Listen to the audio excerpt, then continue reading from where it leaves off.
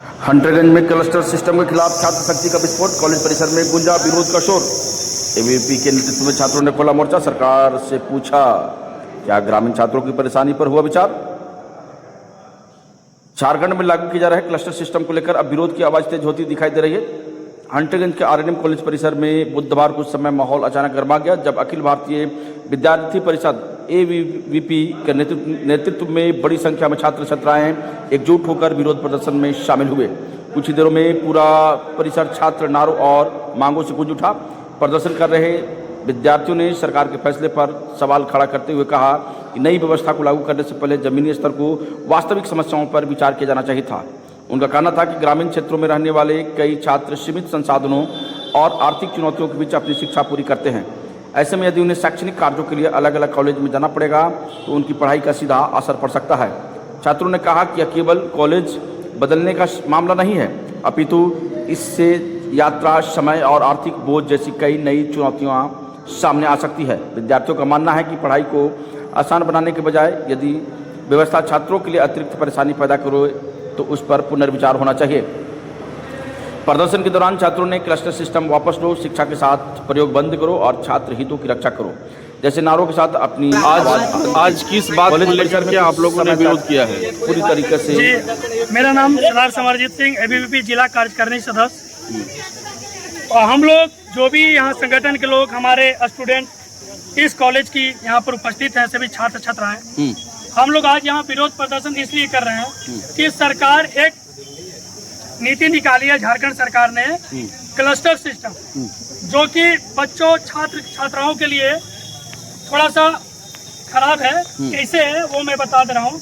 क्योंकि हर कॉलेज में 3 स्ट्रीम की पढ़ाई होती है, जैसे साइंस, कॉमर्स और आर्ट्स। तो झारखंड सरकार क्या नियम निकाली है कि एक कॉलेज में एक ही स्ट्रीम होगी, चाहे साइंस हो या आर्ट्स हो या कॉमर्स हो। तो अगर यहाँ साइंस देती है तो आर्ट्स और कॉमर्स के बच्चे को चतरा जाना पड़ेगा, क्योंकि हर कॉलेज में एक ही देगी।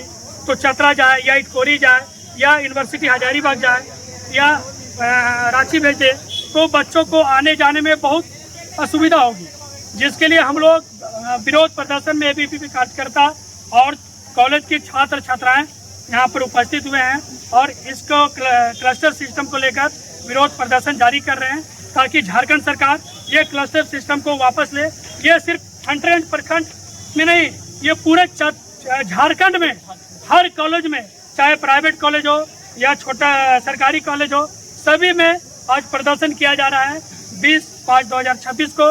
तो मैं चाहूँगा आप लोग मीडिया प्रभारी से कि आप लोग वहाँ तक, झारखंड सरकार तक हमारी आवाज़ पहुँचाए और ये क्लस्टर सिस्टम को वापस लेने के लिए कार्य से झारखंड सरकार करे। हम लोग को और कुछ नहीं चाहिए, बस ये वापस ले, छात्र छात्राओं को असुविधा ना हो, सुविधा हो। एबीवीपी छात्र संगठन के हित में काम करती है, उसके लिए हमेशा तत्पर है और रहेगी। एबीवीपी जिंदाबाद। बिल्कुल। एक बात बताइए कि मैं मानता हूं कि क्लस्टर सिस्टम को लेकर के बहुत ज़्यादा प्रॉब्लम्स हो रहा है, लेकिन इसके साथ साथ मैं ये नहीं देख पा रहा हूं कि वह अन्य छात्र संगठन के लोग कहाँ हैं, जो कि क्या उन्हें प्रॉब्लम नहीं है? सभी को है, क्योंकि आज थोड़ा सा एग्जाम, इंटरनल एग्जाम भी चल रही है। तो और भी जो अनदर छात्र संगठन की बात मैं नहीं कर सकता हूँ। एबीवीपी है जो छात्र हित के काम करती है, छात्र हित को लेकर।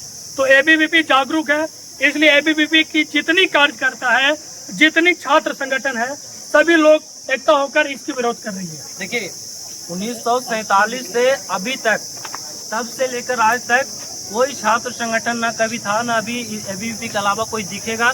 चाहे वो छात्रों के हित की आवाज़ हो, किसी कॉलेज या स्कूल की समस्या हो, किसी विद्यार्थियों की कोई समस्या हो, कोई दिखे ना दिखे, अखिल भारतीय विद्यार्थी परिषद सबसे आगे दिखती है। आपने भी पूछा और छात्र संगठन के बारे में, तो आप साफ देख सकते हैं, स्पष्ट यहाँ पे दिखाई दे रहा है कि बच्चों के हित के लिए सिर्फ और सिर्फ एबीवीपी यहाँ पे नजर आती है। बाकी किसी भी कोई छात्र संगठन का बच्चों के भविष्य से या उनसे कोई लेना देना नहीं है। और यह जो सरकार की नीति है वो स्पष्ट रूप से दिखाई दे रही है कि किस तरह से गरीब, अन्याय और पिछड़े बच्चों को उनका भविष्य बर्बाद करने के लिए ये नियम लागू किए। ये विरोध प्रदर्शन कब तक जारी रहेगा आप लोगों का? ये विरोध प्रदर्शन आज प्रारंभ हुई है और झारखंड के प्रत्येक कॉलेज में आज विरोध प्रदर्शन किया जा रहा है हमारे संगठन के द्वारा। और सरकार के साथ हमारी मांग रखी जाएगी। वो तब तक अपनी जब तक नीति वापस नहीं लेती है तब तक हमारी विरोध प्रदर्शन जारी रहेगी, हम उसका विरोध करेंगे। मान लीजिए सरकार ने आपकी बातों को नहीं माना, आपकी बातों को अनसुना कर दिया, और हो सकता है सरकार के पास में भी कुछ प्रॉब्लम्स होगी कि एक कॉलेज को सिर्फ एक स्पेसिफिक बना दिया जाए। यानी कि आपने कहा कि साइंस है तो साइंस स्ट्रीम रहे, आर्ट्स है तो आर्ट्स स्ट्रीम रहे, वैसे में वो नहीं चाहता कि मर्जेशन हो, तो उसको लेकर के क्या? देखिए, ये जो क्लस्टर सिस्टम नियम लाया है, इससे सिर्फ बच्चों के साथ ही दिक्कत नहीं है। दिक्कत क्या कर दिया है कि एक दूसरे कॉलेज को दूसरे कॉलेज से मर्ज कर दिया जाएगा, और जितने भी लोकल टीचर आप देखते होंगे कि 2, 4, 10 किलोमीटर के रेंज में कुछ टीचर जो रहते हैं वो पदस्थापित होते हैं, उनको भी एक दूसरे से मर्ज करके कहीं दूसरी जगह भेज दिया जाएगा। और बच्चों के साथ तो प्रॉब्लम हो ही रहा है। आपने बोला कि सरकार इसको वापस नहीं ले सकती है, हम तब तक इसका विरोध प्रदर्शन करेंगे जब तक वो वापस नहीं ले। अगर नहीं मानती है, हम राजभवन का घेराव करेंगे। हमारी स्पष्ट मांग है कि सरकार अपनी इस नियम को, ये जो घटिया कानून ला रही है, बच्चों के खिलवाड़ कर रही है भविष्य के साथ, उसको वापस ले। आप समझ सकते हैं कि हम इसी कॉलेज का उदाहरण दे रहे हैं। चतरा जिला में घाटी के नीचे एकमात्र ऐसा कॉलेज है जो बच्चों के भविष्य बनाती है। यहाँ भी कितने दूर दराज से गरीब, अन्याय, पिछड़े बच्चे, SC, ST, आदिवासी समाज के लोग आते हैं। यहाँ आने में बहुत ऐसे बच्चे हैं जो असमर्थ रह पाते हैं, और ये सिस्टम लागू होने के बाद उनको अगर यहाँ से और दूर जाना पड़े, चतरा, हजारीबाग, सिमरिया या किसी अन्य कॉलेज में, तो आप समझ सकते हैं कि वो बच्चे कैसे वहाँ तक पहुँच पाएंगे। बिल्कुल। एक और सवाल, ये अभी जो आप विरोध प्रदर्शन कर रहे हैं, उसके बाद में आप लोग ज्ञापन कहाँ सौंपेंगे? अभी हम ज्ञापन अपने यहाँ प्राचार्य महोदय को सौंपा जाएगा, और हर कॉलेज में अपने प्राचार्य को दिया जा रहा है। इसके बाद प्राचार्य महोदय इसको आगे फॉरवर्ड करेंगे, और इसके बाद फिर हम लोग DO को देंगे, DO आगे फॉरवर्ड करेंगे। मतलब राज्यपाल या सरकार तक हमारी मांग पहुँचेगी। अच्छा, आपका एक इस विरोध प्रदर्शन जो आप लगातार कर रहे हैं, और जो करने के बाद में अभी तक कोई चाहे शिक्षा विभाग से हो, या DSC हो, DO हो, या अन्य जो, या BEO हो, या कॉलेज प्रशासन हो, क्या आपकी मांगों को लेकर के आपके साथ में आई? जी देखिए, अभी हमारे कॉलेज के प्राचार्य महोदय हमारी बात को सुन रहे थे, वो यहाँ पे आए, हमारी बात को समझे। क्योंकि देखिए, ये सिर्फ बच्चों को ही नहीं है भविष्य का, बहुत सारे शिक्षकों या प्रोफेसर जो होंगे उनको भी दूसरे जगह मर्ज कर दिया जाएगा। यहाँ के बच्चे वहाँ चल जाएंगे, वहाँ के प्रोफेसर्स यहाँ आ जाएंगे, और ये सिर्फ एक क्लस्टर वाइज की तरह से हर बच्चों को दूसरे स्ट्रीम के माध्यम से दूसरे तीसरे कॉलेज में भेज दिया जाएगा, वो टीचर हो या प्रोफेसर्स हो या कोई भी हो। तो हमारी मांग है, अभी हमारे प्राचार्य महोदय इस कॉलेज के यहाँ पे थे, वो भी हमारी बात को सुने, और हम अपना ज्ञापन अभी प्राचार्य महोदय को सौंपेंगे। बिल्कुल।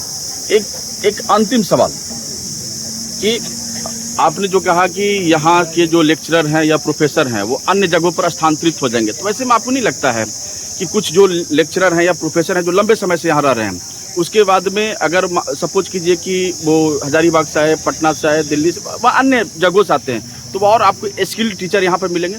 देखिए, उसके लिए सरकार की एक नीति है, पहले से भी सिस्टम है, ट्रांसफर करना वो सरकार एक नियम है, वो अधिकार है। लेकिन क्लस्टर सिस्टम के माध्यम से बच्चों के साथ जहाँ जिनका बढ़िया जैसा बनता हो खराब कर दिया जाएगा। जो अच्छे टैलेंटेड प्रोफेसर हैं, अच्छे कॉलेज में जहाँ जरूरत है, वो उनको वहाँ से हटा कर कहीं दूसरी जगह डाल दिया जाएगा। कौन जानता है कैसे यहाँ पे आएंगे। तो इस चीज़ का विरोध है, और ये प्रोफेसर्स लोग के लिए भी ठीक नहीं है, क्योंकि उनको भी इधर उधर घुमा दिया जाएगा। सर, हमारा ऐसा कहना है कि